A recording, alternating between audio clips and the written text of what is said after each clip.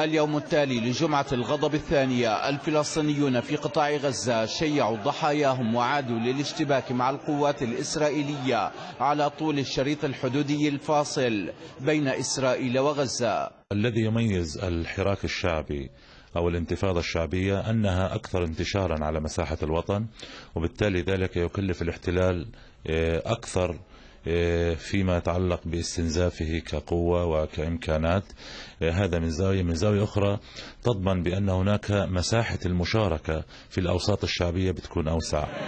ميدانيا كل شيء يدفع باتجاه التصعيد، إذ تتفاعل العوامل الداخلية المرتبطة بأزمات القطاع مع العوامل الخارجية التي كان آخرها قرار الرئيس الأمريكي دونالد ترامب لاعتراف بالقدس عاصمة لإسرائيل، لتصب وقودا إضافيا على نار غضب القطاع، والذي تبدو احتمالات انفجاره في وجه إسرائيل واردة برأي كثيرين.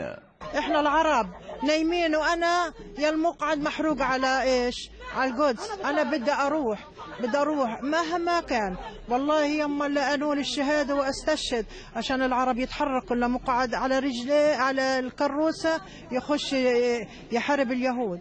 على مستوى المصالحة نظريا تبدو الأمور أفضل من السابق، لكن حتى هذه اللحظة لم يشهد المواطنون تغييرا في واقعهم المعيشي، بالرغم من قرار فتح معبر رفح استثنائيا ل3 أيام. فتح معبر رفح بشكل استثنائي هو خطوة إيجابية، لكن هذا لا يكفي ويحتاج لخطوات كثيرة بهذا الاتجاه، وخاصة أن الأمر أصبح يمثل مشكلة إنسانية للمواطن الفلسطيني، حيث أنا أتحدث عن أنه يعني بعد أشهر طويلة وهناك عدد كبير ويصل إلى الآلاف من المسافرين عالقين في مصر. مشكلة الحركة من غزة وإليها لا تزال قائمة، وفتح المعبر أياما قليلة لن يغير في الأمر كثيرا بالنسبة إلى احتياجات آلاف المرضى والطلاب وأصحاب الإقامات الذين يرغبون في مغادرة القطاع. يشيع الغزيون ضحاياهم ويعودون دائما للاشتباك مع القوات الإسرائيلية، إلا أن هناك أسئلة أخلاقية يعرف كل فلسطيني في القطاع إجابتها،